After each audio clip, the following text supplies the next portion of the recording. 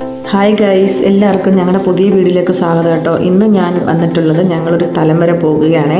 അത് നിങ്ങളെ ഞങ്ങൾ കാണിക്കാം കേട്ടോ. വേറൊന്നും അല്ല, അത് വീഡിയോയിലൂടെ തന്നെ ഞാൻ പറഞ്ഞുതരാം കേട്ടോ.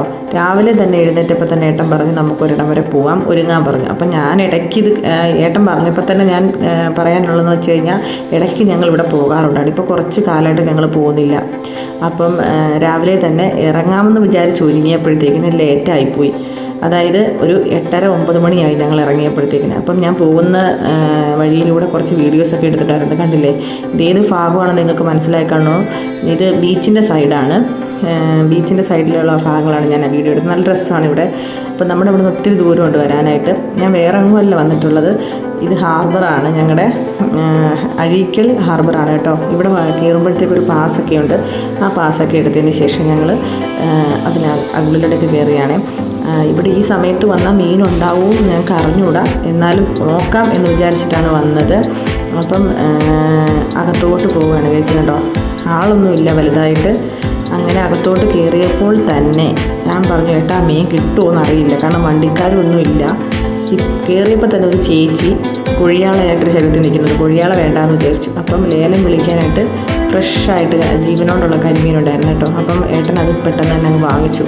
പിന്നെ വേറെ ഒന്നും മേടിക്കാൻ നിന്നില്ല. പിന്നത്തേക്ക് കരിമീൻ ആക്കാമെന്ന് വിചാരിച്ചു. അങ്ങനെ കരിമീൻ മേടിച്ചിട്ടുണ്ട് ഗൈസ്. നല്ല കരിമീനായിരുന്നു കേട്ടോ, നല്ല ജീവനുണ്ടായിരുന്നു. അങ്ങനെ കരിമീനൊക്കെ വാങ്ങിച്ചിട്ട് ഞങ്ങൾ തിരിച്ച് വീട്ടിലോട്ട് പോവുകയാണ് കേട്ടോ. അപ്പം നേരത്തെ ഒരു വീഡിയോയിൽ ഞാൻ കരിമീൻ്റെ അമ്മ അവിടെ വർക്ക് ചെയ്യുന്നിടത്ത് കരിമീൻ റെഡിയാക്കുന്നത് ഇട്ടിട്ടുണ്ടായിരുന്നു. അപ്പോൾ അപ്പോഴേ ഞാൻ വിചാരിച്ചു ഞങ്ങൾ പുറത്ത് പോകുമ്പോഴത്തേക്ക് കരിമീൻ വാങ്ങിയിട്ട് ഞാനത് ഉണ്ടാക്കുന്നത് നിങ്ങളെ ഒന്ന് കാണിക്കാമെന്ന്. അപ്പം വീട്ടിൽ വന്നതിന് ശേഷം കരിമീനെല്ലാം ഞാൻ വെട്ടി വൃത്തിയാക്കി. അത് നല്ല വെട്ടാനൊക്കെ ഇച്ചിരി പാടാണ്, കാരണം അത്രയും തോനെ ഉള്ളതുകൊണ്ടേ ചെറുതും വലുതും എല്ലാം വരുന്നത് കേട്ടോ. അപ്പം ഞാൻ അതിനെല്ലാം വെട്ടി വൃത്തിയാക്കി കഴുകി എടുത്തിട്ടുണ്ട് ഗൈസ്. കാരണം എന്ന് വെച്ച് കഴിഞ്ഞാൽ ഇത് നമുക്ക് പല രീതിയിലും നമുക്കത് കറി വെക്കാൻ പറ്റും. കാരണം എന്ന് വെച്ച് കഴിഞ്ഞാൽ ചിലർ വറക്കും, ചിലരത് തേങ്ങാപ്പാൽ ഒഴിച്ച് കറി വെക്കും. അപ്പം ഞാൻ എൻ്റേതായ രീതിയിൽ കറി വെച്ചിട്ട് നിങ്ങളെ ഒന്ന് കാണിക്കാമെന്ന് വിചാരിച്ച്. അപ്പം നിങ്ങൾക്ക് ഇഷ്ടപ്പെടുവാണെങ്കിൽ നിങ്ങൾ കമൻറ്റൊക്കെ ഇടണം കേട്ടോ. അപ്പം കരിമീനൊക്കെ ദാണ്ട് ഓരോന്ന് വെട്ടി വെക്കുന്നുണ്ട്. അപ്പം വേറെന്താ കേസ് പറയുക, ഇതിൻ്റെ കൂടെ തന്നെ എനിക്കൊരു ചെറിയൊരു അമ്മൂറിനെ കിട്ടിയിട്ടുണ്ടായിരുന്നു. കണ്ടില്ലേ, ചെറുതായിരുന്നു, പക്ഷേ ഞാൻ അതിനെയും കൂടെ വെട്ടിയെടുക്കുന്നുണ്ട്. ഇത് നല്ല വിലയാണ്, കാരണം വലുതൊക്കെ ആകുമ്പോഴത്തേക്കും നല്ല വിലയാണ്. പക്ഷേ ഇതിൻ്റെ കൂട്ടത്തിൽ ഒരൊറ്റ ഒരെണ്ണം കിട്ടിയിട്ടുണ്ടായിരുന്നുള്ളൂ. അപ്പം കരിമീനെല്ലാം വെട്ടി ഞങ്ങൾ റെഡിയാക്കിയിട്ടുണ്ട്. ചെറുതെല്ലാം ആകുമ്പോഴത്തേക്കിന് കുറച്ച് പാട് വിട്ടു ഗൈസ്, കാരണം കുറേ നേരം ഇരുന്നു അതിനെല്ലാം വെട്ടാനായിട്ട്. അതുകൊണ്ട് പുറത്തിരുന്നാണ് വെട്ടിയത്. പുറത്ത് ഞാനൊരു ചാക്കൊക്കെ വിരിച്ചിട്ടിരുന്ന് അവിടെ ഒറ്റ ഇരിപ്പിരുന്നങ്ങ് മൊത്തം വെട്ടിയെടുത്ത് കഴിഞ്ഞതിന് ശേഷം അതിനെല്ലാം വൃത്തിയാക്കിയിട്ട് ഞാൻ ആദ്യം മസാല പുരട്ടാമെന്ന് വിചാരിച്ചു. ആദ്യം അതിനെ എല്ലാം പാത്രത്തിലെടുത്തിട്ട് കഴുകി വാരി പാത്രത്തിലെടുത്തിട്ട് മഞ്ഞൾപ്പൊടിയും മുളക് പൊടിയും കുരുമുളക് പൊടിയും ഉപ്പും കൂടെ ചേർത്തിട്ട് നല്ലപോലെ പുരട്ടിയെടുത്ത് കുറച്ച് നേരം വെക്കാമെന്ന് വിചാരിച്ചു. ഞാനിതിനകത്തുനിന്ന് കുറച്ചെടുത്ത് ഒരു എൻ്റേതായ രീതിയിൽ കറി വെക്കുന്നുണ്ട്. അപ്പോൾ അത് നിങ്ങൾക്ക് ഇഷ്ടപ്പെടുവാണെങ്കിൽ നിങ്ങൾ തീർച്ചയായിട്ടും അത് പറയണം കേട്ടോ. അപ്പം ഞാനതിനെല്ലാത്തിനെയും കൂടെ ഒന്നിച്ച് അരപ്പെല്ലാം തേച്ച് മിക്സ് ചെയ്ത് വെക്കാമെന്ന് വിചാരിച്ചു. വറക്കാനുള്ളത് നമുക്ക് അതിൽ നിന്ന് തന്നെ എടുത്ത് വറക്കാമല്ലോ. അപ്പം ഇത് ഞാൻ കറി വെക്കുന്നത് തന്നെ വറുത്തിട്ടാണ് വെക്കുന്നത് കേട്ടോ. കാരണം അല്ലാതെ വെക്കുകയാണെങ്കിൽ ഈ മീനിന് വേവ് കുറവാണ്, അതുകൊണ്ട് പെട്ടെന്ന് പൊടിഞ്ഞു പോവും. അതിൻ്റെ പേരിൽ ഞാൻ അതിനെ വറുത്തിട്ട് കറി വെക്കാമെന്ന് വിചാരിച്ചു. അപ്പോൾ ഞാൻ ഓരോ വലിയ മീൻ നോക്കി ആദ്യം വറക്കുന്നുണ്ട് കേട്ടോ. 2-3 ഇതായിട്ടാണ് ഞാൻ വറുത്തെടുത്തിട്ടുണ്ടായിരുന്നത്. കാരണം എന്ന് വെച്ച് കഴിഞ്ഞാൽ ചട്ടിയിലധികം സ്ഥലമില്ലായിരുന്നു. അപ്പോൾ ആദ്യം ഞാൻ വലിയ മീനുകളെല്ലാം നല്ലപോലെ വറുത്തിട്ട് എടുക്കുന്നുണ്ട്. വറക്കുന്നതെന്ന് വെച്ച് കഴിഞ്ഞാൽ ഒരുപാട് അങ്ങ് ഫ്രൈ ആക്കുന്നില്ല, ഒരു പരുവം ജസ്റ്റ് അതൊന്ന്